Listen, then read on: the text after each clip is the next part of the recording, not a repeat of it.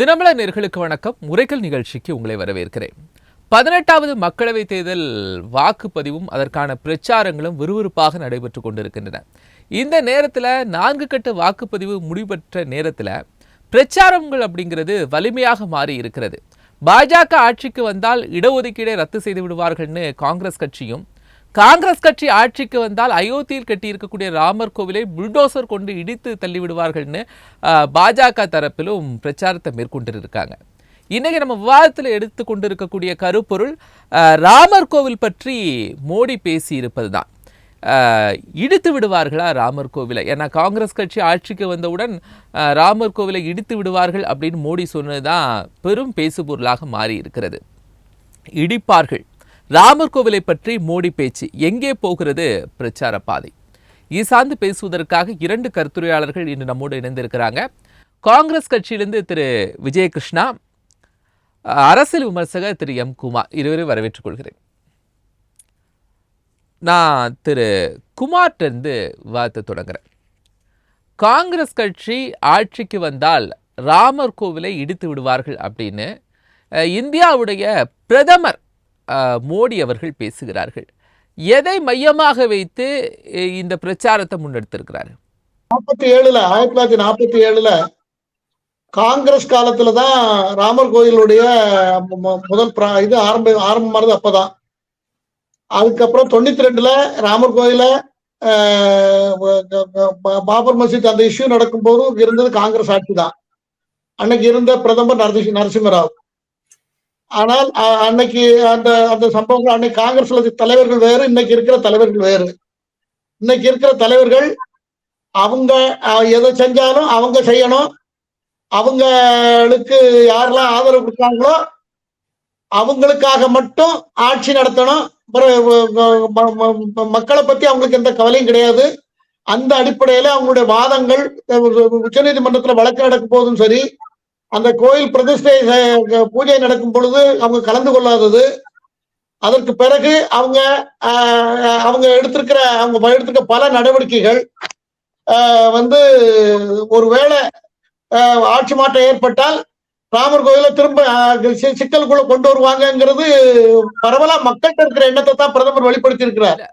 ஏன்னா அவங்களுக்கு ஒருவேளை இடித்து விடுவார்கள் அப்படின்னு சொல்லாமல் இடித்து விடுவார்கள் அப்படின்னு ஆணித்தரமாக மக்கள்கிட்ட கொண்டு செல்வதை எப்படி எடுத்துக்க?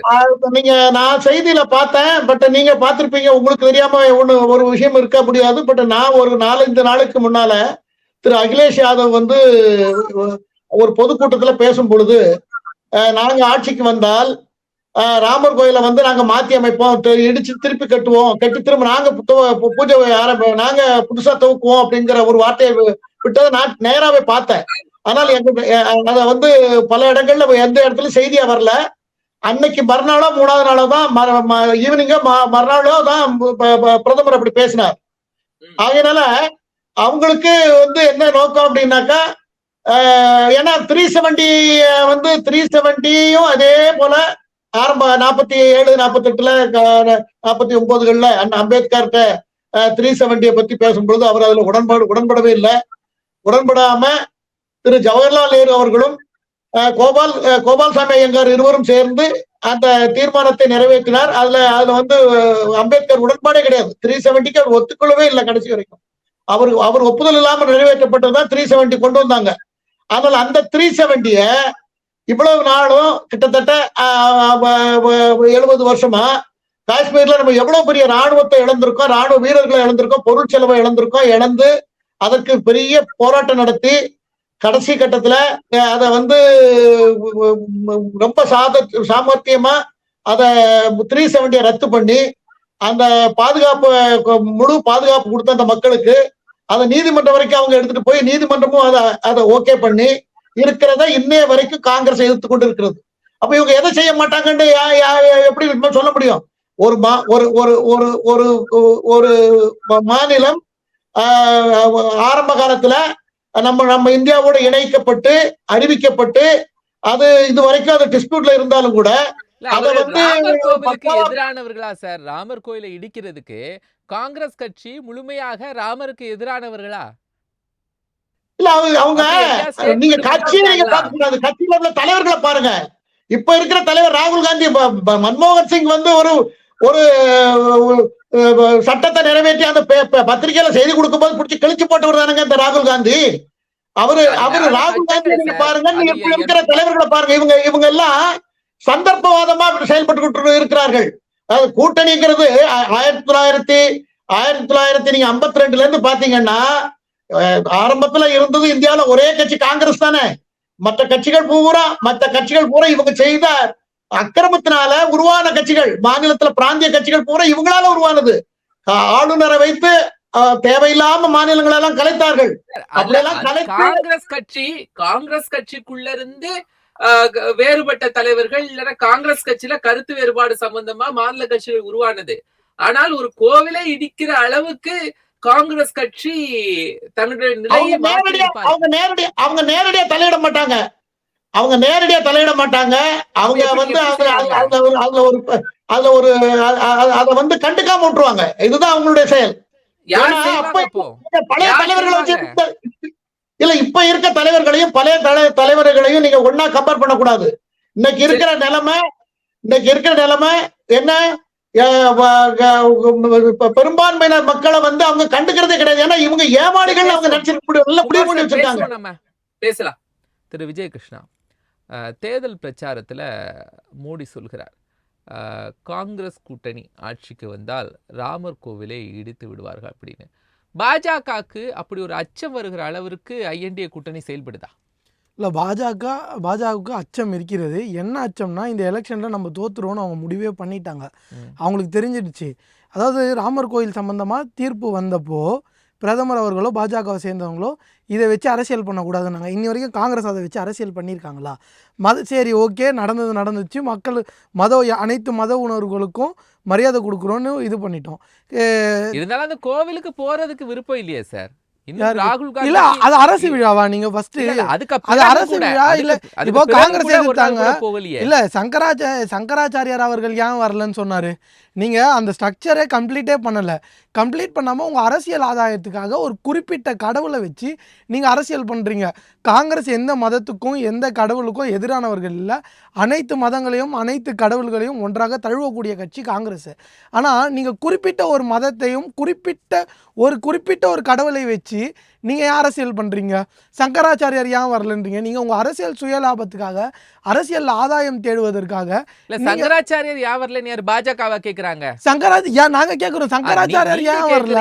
நீங்க கேட்கல, நீங்க பாஜக கேட்கல. இல்ல, சங்கராச்சாரியார் ஏன் வரல கேக்குறது, காங்கிரஸ் ஏன் போகல? இல்ல சார், கட்டி விட்டார்கள். இது ஒரு அரசு விழாவா? ஃபர்ஸ்ட் ஒரு அரசு விழா இல்ல, போகணும்னு தேவையில்லை சார். கோவில் கட்டி ஜனவரி பிராண பிரதிஷ்டை செஞ்சுட்டாங்க. இன்னைக்கு மே மாதம் வரைக்கும் வந்துடுச்சு. காங்கிரஸ் கட்சியினுடைய தேசிய தலைவர்களோ மூத்த தலைவர்களோ ஏன் போகல அப்படிங்கிற ஒரு கேள்வி பாஜக எழுப்பதானே செய்வாங்க. சார், அனைவரும் நம்பிக்கை உடையவங்க. எங்கள் தலைவர் ராகுல் காந்தியே அவரே ஒரு வாழும் தபஸ்வி. இதை அவங்கவுங்களோட ஷெடியூல் பொறுத்து இதாகும். நீங்கள் இது அவர் ஏன் போகலன்றதெல்லாம் வந்து ஒரு கரெக்டான பாயிண்ட்டாகவே சொல்ல முடியாது. அது வந்து ஒரு கொஸ்டினும் கிடையாது. அது அவரோட இது. இவரு நீங்க என்ன சொல்றீங்க? அந்த பயத்தை தான் பாஜக இல்ல இப்போ அதுக்கு கோவிலுக்கு வரது கோயில் இது எப்படி இருக்குன்னா, ஒருத்தர் நீங்க கோயிலுக்கு போல, நீங்க அதனால நீங்க அந்த இடம் உங்களுக்கு பிடிக்கலன்னு ஆயிடுமா? இப்போ உங்களுக்கு அதனாலதான் இடிச்சு விடுவாங்க சார். இது பிடிக்காத, இது ரொம்ப விவரம். இந்த வாதம் வந்து விவரம் இல்லாமலும் விஷத்தன்மை உடைய வாதம் இது. கடந்த இந்த எலெக்ஷன் ஆரம்பிச்சதுலேருந்து பார்த்தீங்கன்னா, போஸ்ட் இண்டிபெண்டன்ஸ் சுதந்திரத்துக்கு பிறகு இந்தியாவில் நடக்கிற தேர்தலில் இந்த எலெக்ஷன் ஒரு புதிய தரத்துக்கு போய்விட்டது. அதற்கு முழுக்க காரணம் யாருன்னு பார்த்தீங்கன்னா, பிரதமரும் பாஜகவும் கட்சியும் தான். பிரதமர் ஒரு 2-3 தினங்களுக்கு முன்பு அவரே சொல்கிறாரு, இந்து முஸ்லீம் பிரிவினைவாதத்தை பேசினா நான் பொது வாழ்வில் இருக்க அருகதையற்றவன் என்று. அதே பிரதமர் அடுத்த நாளில் வந்து ரொம்ப விவரம் இல்லாத விஷயங்களையும் நடைமுறையில் சாத்தியம் இல்லாத விஷயங்களையும் சொல்கிறாரு. என்ன சொல்கிறாரு? இவங்க முஸ்லீமுக்குன்னு தனியாக 15% பட்ஜெட் ஒதுக்குவாங்க. இது ப்ராக்டிக்கலாக பாசிபிளா? இந்தியாவோட கான்ஸ்டியூஷன் படி பார்த்தீங்கன்னா, ஆர்டிகல் 112 சொல்கிறதே என்னென்னா, ஒரு நாட்டுக்கு ஒரு வருஷத்துக்கு ஒரு பட்ஜெட் தான் நீங்கள் தாக்கல் பண்ண முடியும். இதில் எங்கே இது இருக்குது? அப்புறம் நீங்கள் மத ரீதியாக ரிசர்வேஷன் கொடுத்துருவோங்க சார். எலெக்ஷன் கமிஷன் கர்நாடகாவில் ஒரு வீடியோவை ரத்து பண்ணுறாங்க.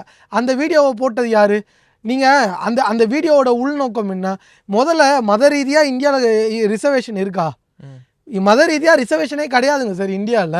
இந்தியால மத ரீதியான ரிசர்வேஷனே கிடையாது. சரி. நீங்க எஸ்சி எஸ்டிக்கான ரிசர்வேஷன் கான்ஸ்டிடியூஷனலி எம்பெடட். இந்த எஸ்சி எஸ்டிக்கு ரிசர்வேஷனுக்கு எதிராக பேசியவர்கள் யாருன்னா பாஜகவை சேர்ந்தவர்கள் தான். பாஜக இல்ல தனிப்பட்ட முறையில இஸ்லாமியர்களுக்கு உள்ஒதுக்கீடுலாம் இருக்கதானே செய்யுது. சார், அதெல்லாம் இடஒதுக்கீடு தானே. இல்ல அது மதத்தின் நீங்க சொல்றது உண்மைதான். ஆனா அது மதத்தின் அடிப்படையில் இல்ல. சரி. நீங்க இப்போ பாஜக வந்த பிறகு கர்நாடகாவின் முன்னாள் முதல்வர் பொம்மை அவர்கள் அவங்க ஆட்சி நடக்கும்போது நீங்க ஈவன் தோ தமிழ்நாட்டுல கூட நீங்க பார்க்கலாம்ல, பிசி முஸ்லிம்ஸ் அப்படின்னு சொல்லிட்டு தனி ரிசர்வேஷன் 3.5% இருக்கதானே. சார் நிறைய கான்ஸ்டிடியூஷன் நிறைய அது மதத்தின் அடிப்படையில தானே. இல்ல, இல்ல. கான்ஸ்டிடியூஷன்ல அது இல்ல சொல்லல. இல்ல அது கிடையாது. நீங்க ஓபிசியில் பார்த்தீங்கன்னா முஸ்லீம்ஸ்னு இருக்கிற எல்லாருக்கும்லாம் கொடுக்கறது கிடையாது. அதுலேயும் பர்டிகுலர் கம்யூனிட்டிஸு நீங்கள் மண்டல் கமிஷன்லேயே பார்த்தீங்கன்னா நான் இந்து ஓபிசின்னு கிளாஸிஃபை பண்ணுறாங்க.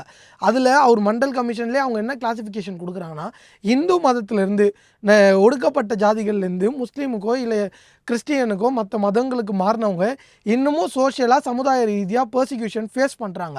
அவங்களுக்கு கல்வி கல்வி கல்வி முன்னேற்றம் வேணும், பொருளாதார முன்னேற்றம் வேணும், சமூக முன்னேற்றம் வேணும் தான் இதை பண்ணுறாங்க. இன்னொன்று வெறும் முஸ்லீமுக்கு மட்டும் இல்லை, மற்ற சில மதத்தினருக்கும் இதில் இந்த இது கொடுக்குறாங்க.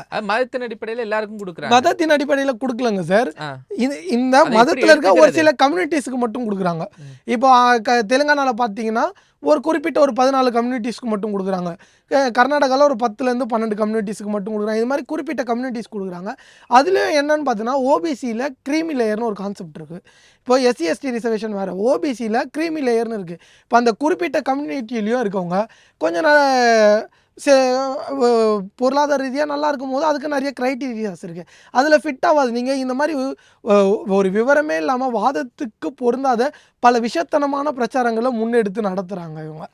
பிரதமர் சொல்றதுக்கு முன்னாடி ஒரு விஷயத்த சொல்றாரு, கோவிலை இடித்து விடுவாருங்களா அச்சம். அப்போ அதுக்கு முன்னாடியே யூபியில் ஒரு பேச்சு தேர்தல் பிரச்சாரங்களில் கோவில்களில் மாற்றம் செய்வோம், வேறு மாதிரியான அமைப்புகளை மாற்றுவோம் அப்படிலாம் சொல்கிறாங்க. அதுவே ஒரு அச்சம் தானே. இல்லை அவங்க என்ன சென்ஸில் என்ன கான்டெக்ஸ்டில் சொல்கிறாங்கன்னு நீங்கள் பார்க்கணும்ல. அவங்க என்ன சென்ஸில் சொல்கிறாங்க, யார் கோயில் அச்சுறுத்துற மாதிரி பேசுனாங்க நான் கிளியராக கேட்குறேன். யார் இப்போது நீங்கள் சொல்கிறீங்க ஆதாரம் இருக்கா? யாராவது கோயில்களுக்கு அச்சுறுத்துகிற விதத்தில் யாராவது இப்போ இந்தியா கூட்டணியை சேர்ந்தவங்க யாராவது பேசியிருக்காங்களா? சார் இந்தியா கூட்டணி வந்து பெரும்பான்மையர்னு நீங்கள் சொல்கிறீங்க. யார் சார் பெரும்பான்மையர்னர்? இந்துங்க யாருங்க சார்? வெறும் ஒரு சில குறிப்பிட்ட பேர் மட்டும்தான் இந்துக்களா? ஓபிசிகள் யார்? எஸ்சி எஸ்டிகள் யார்? இவங்களாம் இந்துக்கள் தானே. இவங்களுக்கான சமூக நீதியை பேசுகிறது காங்கிரஸ் தானே. போய் இந்துக்களுக்கான நீதியை பேசுகிற கட்சி காங்கிரஸ் தானே. இந்துக்களுக்கான பொருளாதார நீதியை பேசுகிறது காங்கிரஸ் தானே. இன்றைக்கி நீங்கள் சொல்கிறீங்க ஓபிசி மக்களாக இருக்கட்டும், எஸ்சி எஸ்டி மக்களுக்கு அவங்களுக்கு தேவையான முன்னேற்றத்தை கொடுக்கறதுக்கு ஜாதிவாரி கணக்கெடுப்பு எடுக்கணும்னு நாங்கள் சொல்கிறோம்.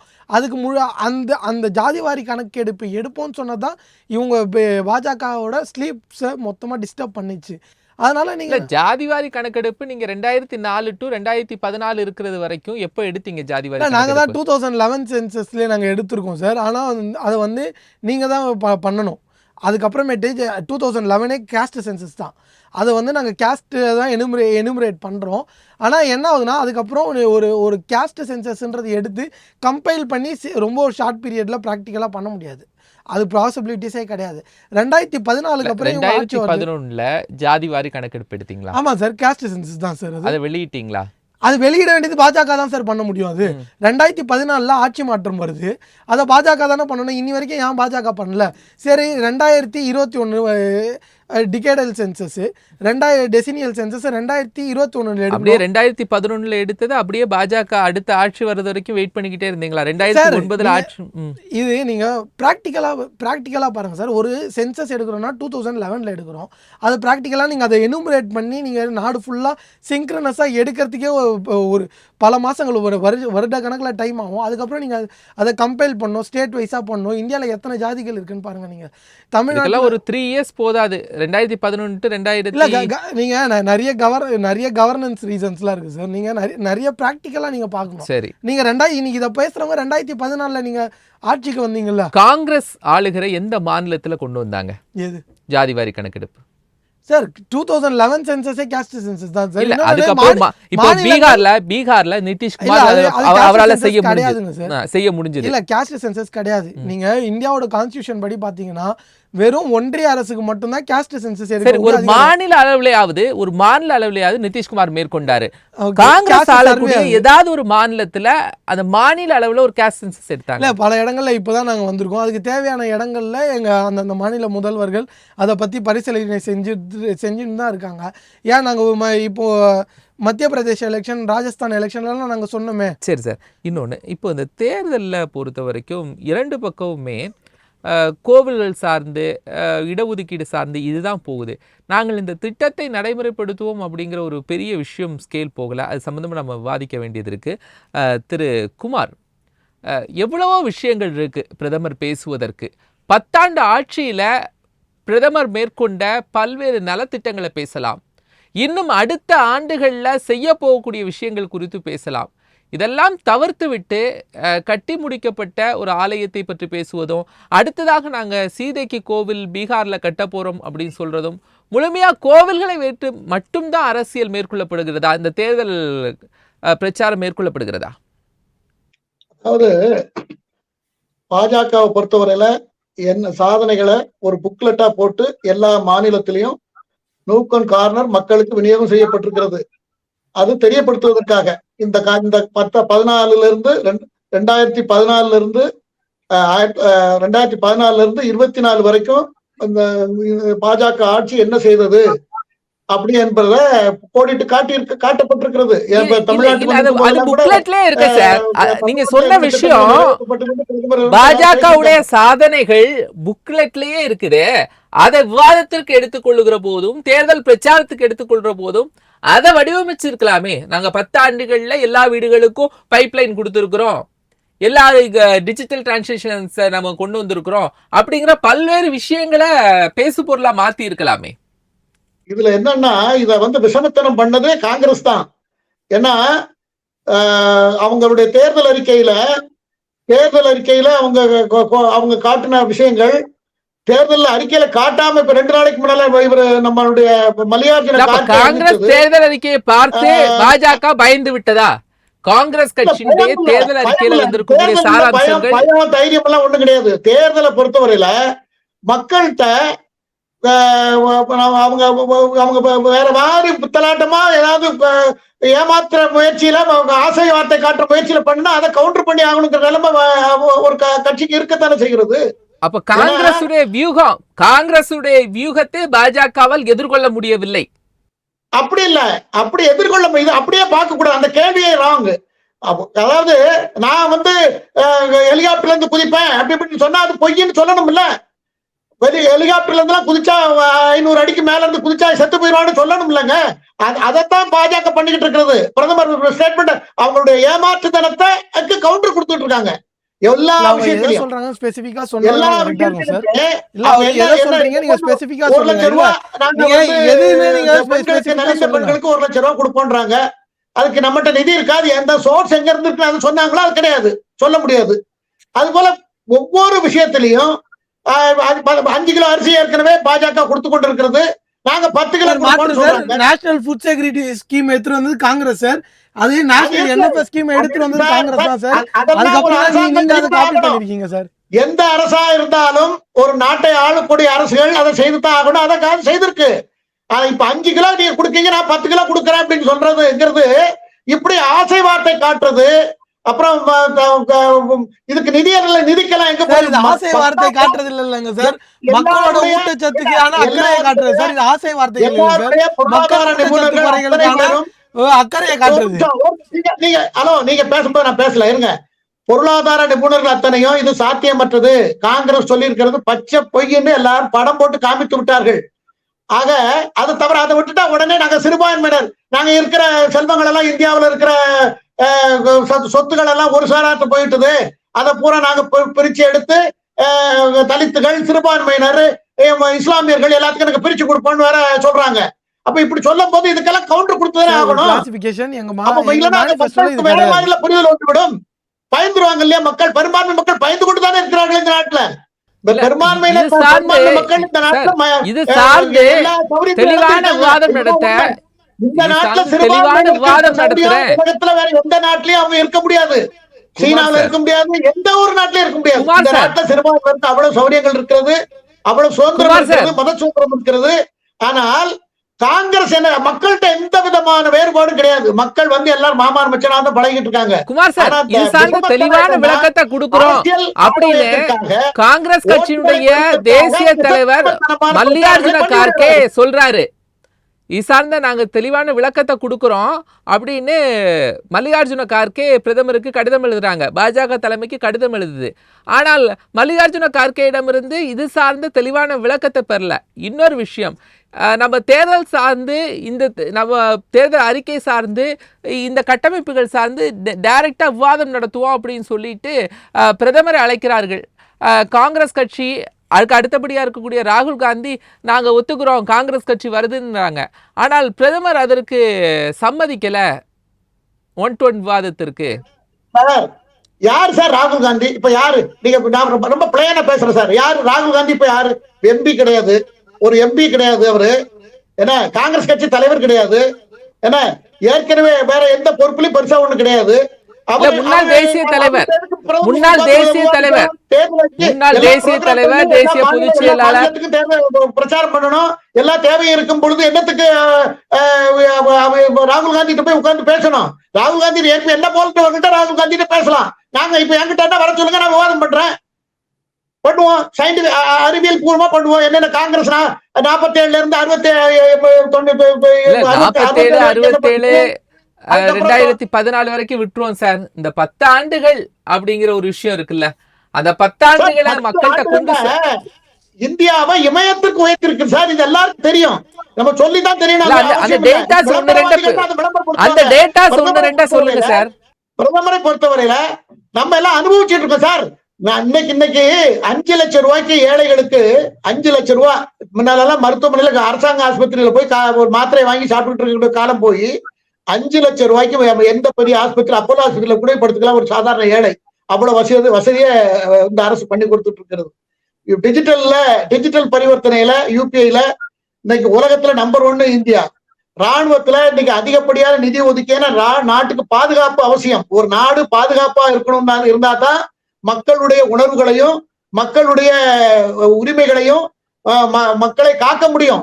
இன்னைக்கு நிலைமை அப்படித்தான் இருக்கு. நம்ம நான் பார்த்துக்கிட்டு தான் இருக்கிறோம். இதெல்லாத்தையும் எல்லா விஷயங்களை எல்லாம் செய்ய முடியாது. எல்லா விஷயத்தையும்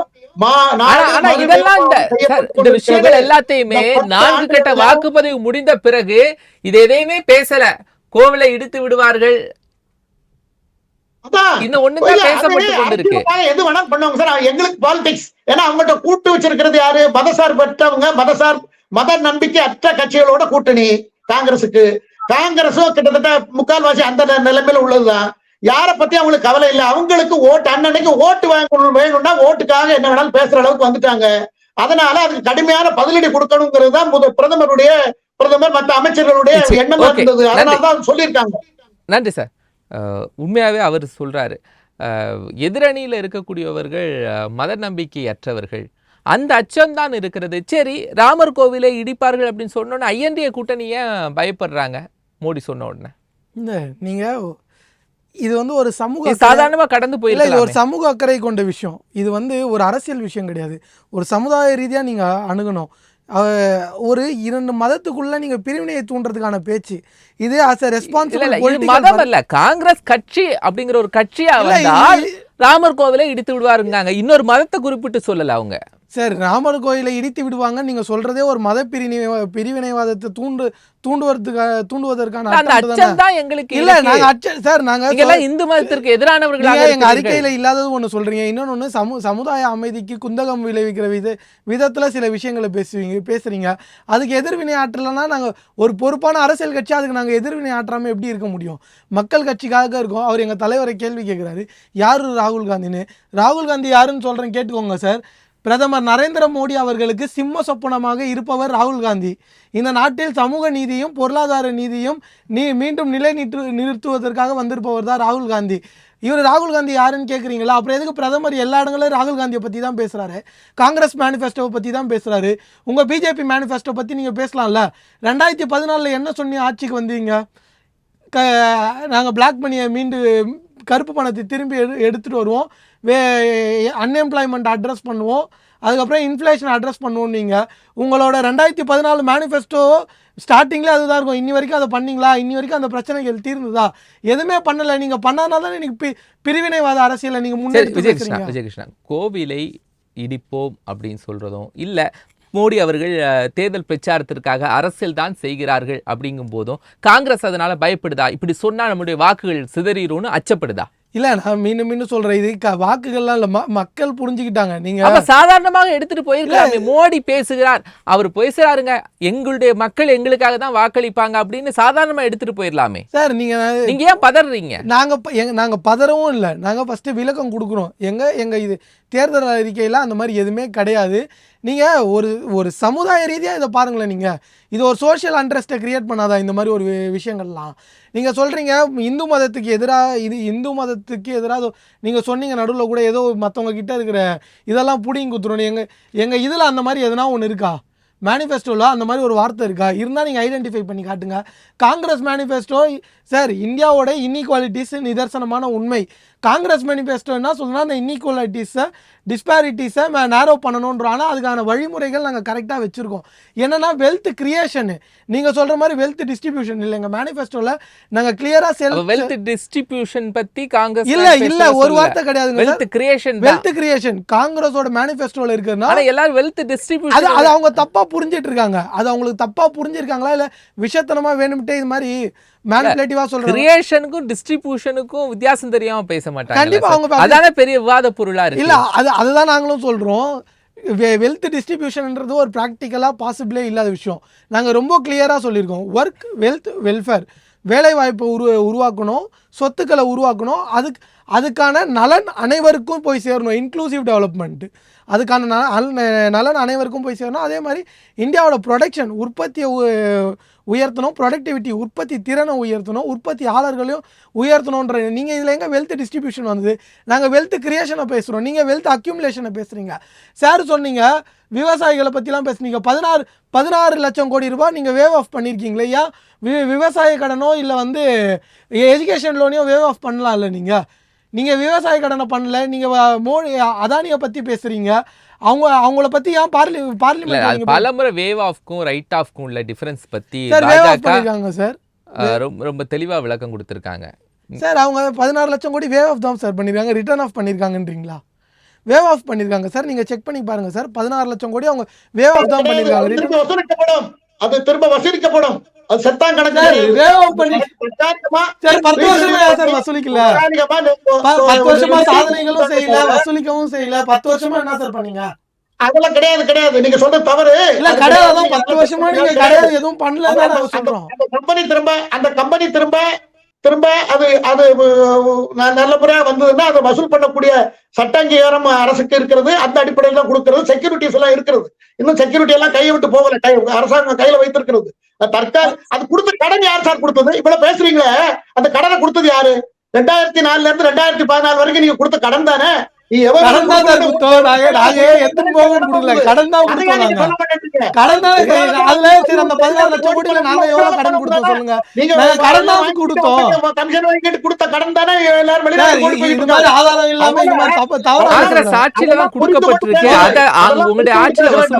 கேக்குறாரு சார். முதல்ல இந்த 16 லட்சம் கோடி 8 லட்சம் கோடி வேவ் ஆஃப் அப்படிங்கிறது நாங்க திரும்ப ஏதோ ஒரு காலத்துல வசூலிப்போம் உங்க நம்பிக்கையை பாஜக சொல்றாங்க.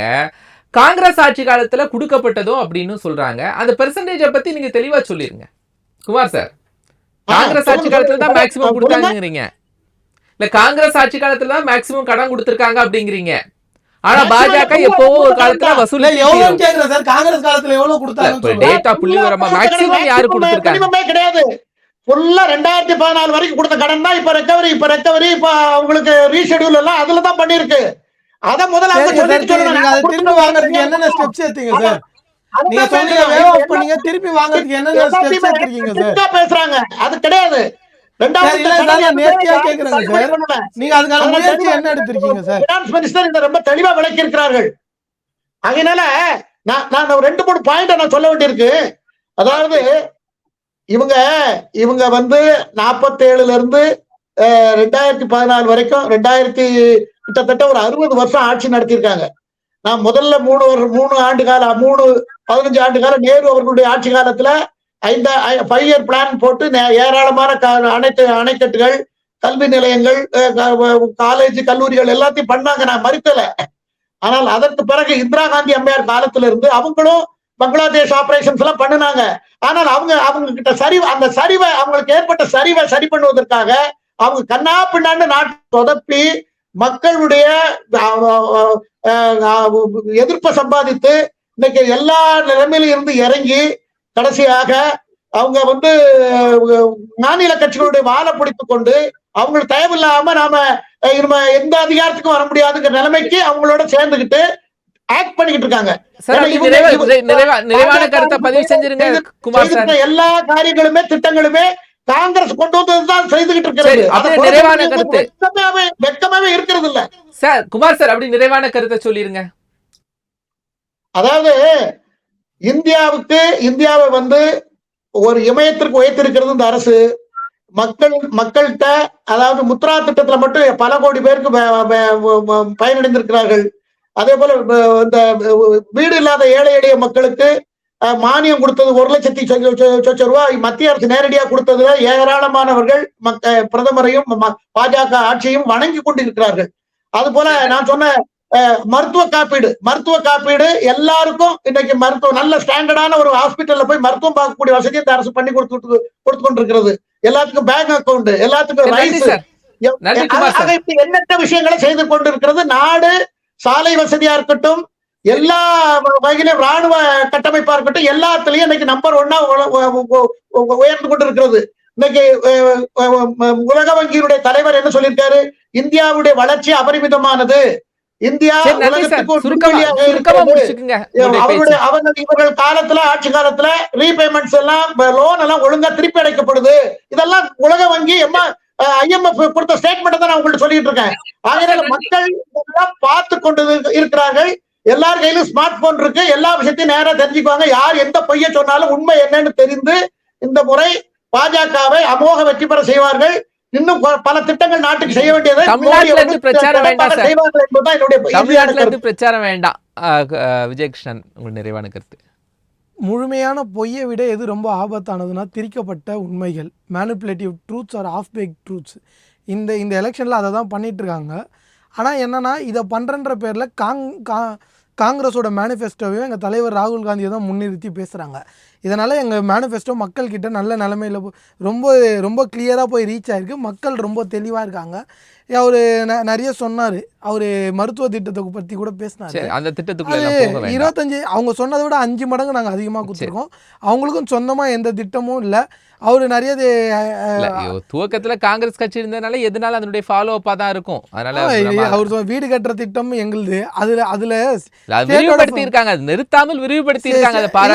அவங்களோட சொந்த திட்டங்கள் மாதிரி அவங்க பிரிட்டன் பண்ணக்கூடாதுல்ல. அவங்க நாங்க இவங்க கிட்ட தான் இது பண்ணோம். நீங்க ஏறக்குறைய 30 திட்டங்களுக்கு மேல எங்களுக்கு தான். காங்கிரஸ் கொண்டு வந்த திட்டங்களை அவங்க நிறுத்தல இல்ல, அது கண்டினியூ பண்ணிட்டு இருக்காங்க.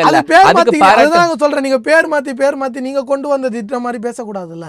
நீங்க சொல்றீங்க இந்த NFS எல்லாருக்கும் தெரியும். நேஷ்னல் ஃபுட் செக்யூரிட்டி ஸ்கீம் நாங்கள் எடுத்துகிட்டு வந்தது. நீங்கள் இன்றைக்கி அதை நாங்கள் மக்களோட போஷாக்கில் அக்கறை வச்சு நாங்கள் அதை விரிவுபடுத்துகிறோம். நீங்கள் தான் அதை எடுத்துகிட்டு வந்த மாதிரி பேசக்கூடாது. இந்த உஜ்வாலா கேஸ் கனெக்ஷன் அந்த ஸ்கீமு ஃபஸ்ட்டு நாங்கள் எடுத்துகிட்டு வந்தது. உங்களோட ரேட் ஆஃப் ஸ்பீடு அதிகமாக நாங்கள் அதில் ப்ரூஃப் பண்ணியிருக்கோம்.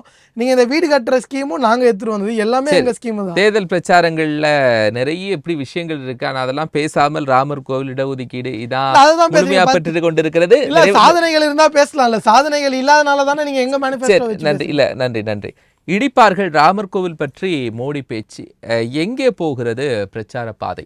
ஈசான் தான் நம்முடைய வாதம் கட்டமைக்கப்பட்டிருந்தது. 2 கருத்துரையாக கலந்து கொண்டு தங்களுடைய கருத்துக்களை முன்வைத்தாங்க.